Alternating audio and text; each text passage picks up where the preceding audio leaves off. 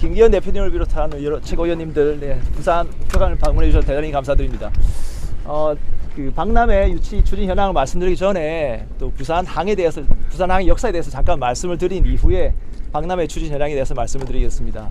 예, 부산항은 1876년 강화도 조약에서 일본에 의해서 강제로 개항이 된 이후 1950년대 한국 전쟁 때는 군수 물자가 들어오고 구호 물자가 들어오고 또 유엔군의 병참 기지 역할을 했던 곳입니다. 그리고 1960년대 아까 대표님 말씀하셨듯이 월남전 파병 군부대가 오고 가던 곳이 제3부두였습니다. 여기 3부두가 이쪽이 되겠습니다. 거기. 늘 그 태극기 들어가서 막 들어갈 때.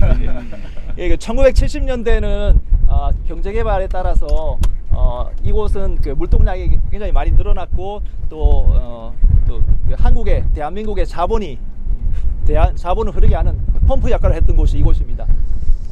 그 이후 물동량이 크게 늘어나면서 그 기능을 지금은 부산시 강서구와 경남 그 창원시 진해구와 맞닿아 있는 곳에 2006년 신항을 지어서 대부분 80% 이상 이전하고 지금은 항구의 기능으로는 지금 연안 여객 터미널 그리고 일부 기능 외에는 대부분 시민들에게 개방을 하고 있습니다. 그러니까 1876년에 강화도 조약에 의해서 강제로 개항한 이후 146년 만에 시민들에게 작년 5월에 개방을 해서 많은 시민들이 찾고 계십니다. 이렇게 항만 재개발한 사례는 세계적으로 많이 있는데 바르셀로나라든지 로테르담, 런던 같은 경우가 있습니다. 그 바르셀로나 같은 경우에는 유럽과 아프리카를 아우르는 최대의 무역항이었는데 지금은 누구나 아시다시피 관광과 레저와 또 쇼핑 도시로 유명합니다. 하지만 그 항만 기능을 다 포기하지는 않고 남부 쪽에 일부 기능을 유지하고 있어서 지금도 남유럽의 관문으로서 명성을 유지하고 있습니다. 그리고 로테르담은 2차 대전 이후에 건물이 다 파괴되었을 때 실험적이고 또 현대적인 또 이색적인 건물들을 많이 지어서 사람들이 많이 찾고 있고 또 그 역사를 잊지 않기 위해서 폐조선소를 캠퍼스로 이용한다든지 선박회사 사무실을 호텔로 이용한다든지 이렇게 활용을 하고 있습니다. 그리고 런던 같은 경우에는 그 산업혁명 이후 쇠퇴되었던 항만 지역을 항만 지역의 도크랜드에 카나리 워프라는 금융 중심지를 조성했습니다. 안에는 그 트램으로 이동할 수도 있고 시내까지는 경전철로 이동하게 됩니다. 나중에 말씀드리겠습니다. 저희도 2단계 부지에는 금융 중심지를 조성하려고 계획하고 있습니다. 세계 박람회 유치 현황을 말씀드리겠습니다. 개최 기간 장소는 여기인데 5월 10월인데 그 부산에서도 가장 기후가 좋은 기간을 택했습니다.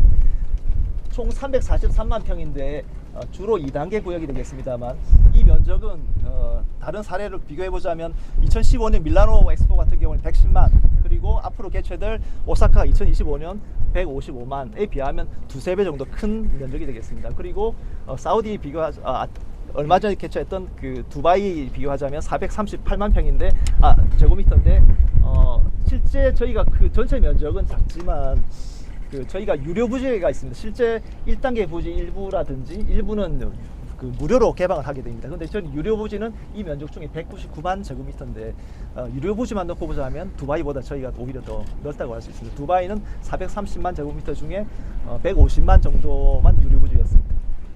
주제는 세계 대전환 더 나은 미래를 향한 항해 그리고 부제로서 자연과 지속 가능한 삶, 인류를 위한 기술, 돌봄과 나눔의 장인데 어떤 자연과 인류와 인간과 다 공존하겠다, 기후변화에 대처하겠다는 의미를 담고 있습니다. 참가 규모로는 200여 개 국가, 20개 국제기구, 15개 NGO, 40개 기업 예상을 하고 있고 예상 관람객 수는 3,480명인데 해외 외국인은 320만 명 예상하고 있습니다. 개최 효과로는 생산 유발 43조 원, 부가가치 유발 18조 원, 고용 창출 50만 명이 되겠습니다. 그 추진 현황을 말씀드리면 2019년 5월 국가 사업으로 확정이 되었고 21년 6월에 유치 신청서를 BI에 제출하였습니다. 22년 5월에 새 정부 들어서 국정과제 채택이 되었고 대한상인을 주축으로 한 민간위원회가 출범하였습니다. 또 7월에는 정부 유치위원회 개편이 되었고 9월에 유치 계획서를 제출하였습니다. 그리고 11월에 후보국 3차 경쟁 PT를 완료하였는데 이때는 타국에 비해서 저희들이 압도적인 환호를 받고 했었습니다. 앞으로 계획을 말씀드리면 아시다시피 다음 주에 현지 실사가 있고 6월에 4차 경쟁 PT가 있습니다. 5차 경쟁 PT가 11월에 있는데 이때 PT 이후에 바로 투표로 해서 개최지가 결정이 될 예정입니다. 170개국이 현재 하나 또 늘어서 171개국인데 지금도 이 회원국 중에서 회원국 신청한 나라가 지금 10개 정도 있습니다. 신청을 했거나 하려고 하는 국가가 있기 때문에 최종적으로는 180개 이상 회원국이 되겠지만 실제 투표 참여는 조금 한 10% 정도 좀 적기 때문에 한 170여 개 국가가 투표에 참여할 거라고 기대하고 있습니다. 지금 여기 저희가 서 있는 곳이 여기입니다. 여기인데 북한 재개발은 2단계로 나눠져서 진행이 되고 있는데 국제여객 터미널 기준으로 왼쪽이 1단계이고 오른쪽이 2단계가 되겠습니다. 네. 엑스포는 2단계 부지를 주로 활용하게 됩니다. 이쪽에 주로 유료 부지가 조성이 되고 1단계는 현재도 좀 개방이 되었습니다만은 주요 시설로 보면 마리나 시설은 곧 저희 오픈할 예정으로 있는데 여기는 국내 최대의 해양 레포츠 시설이 들어서게 됩니다. 저 뒤에 보시는 저 오페라 하우스 지금 건축 중에 있습니다. 지금 파사드 공법 때문에 조금 이제 연기가 되고 있습니다만 올해 9월 초쯤 되면 공법이 확정돼서 박람회 개최 전까지는 완공 예정으로 있습니다. 네. 또 랜드마크가 들어서게 되고, 자 오른쪽에 보시는 공간이 이제 밑에도 보시겠습니다. 이쪽 박람회가 개최될 공간이 되겠습니다. 저 이번에 주제가 사실 기후 변화를 주제로 한 게 처음인데 저희가 시범적으로 UN 에피타트와 함께 기후 변화에 대처하기 위한 시범 사업을 진행 중에 있습니다. 많이 들어보셨겠지만 플로팅 아일랜드를 준비하고 있습니다. 지금 태도국, 그러니까 태평양 도서국 외에도 많은 국가들이 해수면 상승으로 대해서 위기를 많이 느끼고 있고 2100년이면 아마도 30%의 국가가 물에 잠길 거라는 우려가 있습니다. 그래서 UN 해비타트와 함께 오셔닉스라는 미국 기업과 함께 우리 부산에 시범적으로 플로팅 아일랜드를 조성할 계획으로 있습니다. 2028년으로 계획하고 있고 한 6만 제곱미터 규모의 한 10,000명 정도 머물 수 있는 또 그 에너지도 태양력, 풍력, 조력을 이용한 자급자족해서 생활할 수 있고 또 밑에는 해산물을 또 키울 수 있는 그런 형태로 해서 시범적으로 조성할 계획으로 있습니다. 기둥을 박아서 위에 올리는 건가요? 그 배처럼 밑에 기둥을 박지 않고 완전히 떠 있습니다. 앵커만 박고 띄우는 방식. 예, 맞습니다. 네. 여기 그 파빌리온도 조성을 하게 되는데 여기도 플로팅 파빌리온도 같이 조성을 하게 되겠습니다. 예, 혹시 대표님 말씀 뱃소리인가요? 백고동물이 출항. 저희가 다른 나라에 비해서 큰 강점이라 할 수 있다면 대부분의 나라는 외곽 지역을 환경을 파괴해가면서 부지를 조성하는데 저희는 기존의 항만 시설을 친환경적으로 재개발을 통해서 부지를 조성한다. 그리고 접근성 면에서 타의 추적을 불허합니다. 대중교통, 배, 항공 어떤 걸 이용해서도 쉽게 올 수 있다는 겁니다.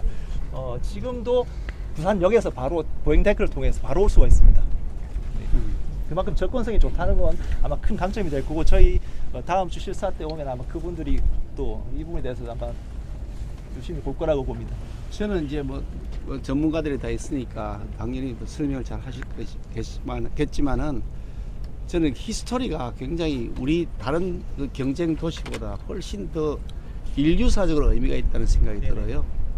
뭐 그야말로 최빈국인 나라에서 거기다가 전쟁의 참화를 겪으면서 여기가 전쟁터 그 상황에서 그냥 피난민들이 그냥 옹기종이 모여 살면서 그냥 먹고 살기 어려웠던 그 시절들을 극복하고 이제는 환경 친화적인 도시도 만들고 이 기후 변화 시대에 오히려 이 바다와 육지가 같이 공존할 수 있는 공간 속에서 새로운 인류의 미래를 만들 수 있는 희망을 보여줄 수 있다.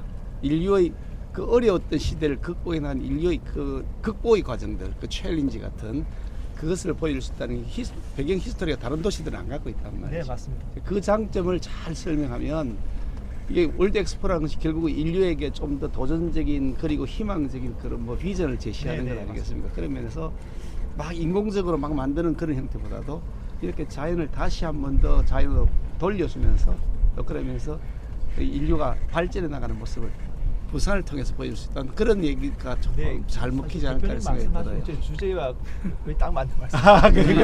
그렇네요. 그러고 보니까 그렇네. 자연과 인류와 이렇게 인간이 공존하는 그런 환경을 만들겠다는 게 저희 주제가 되겠습니다. 그래서 그런 말씀하신 잘 반영해서 다른 어필하도록 하겠습니다. 도시는 못 갖고 있는 장점이 맞습니다. 잘 됐으면 좋겠고요. 네. 개인적으로도 저는 여기서 살았던 사람이기 때문에 더더욱 애정이 깊어서 꼭 네, 네. 잘 됐으면 하는 그런 바람으로 적극적으로 많은 응원 응원하겠습니다.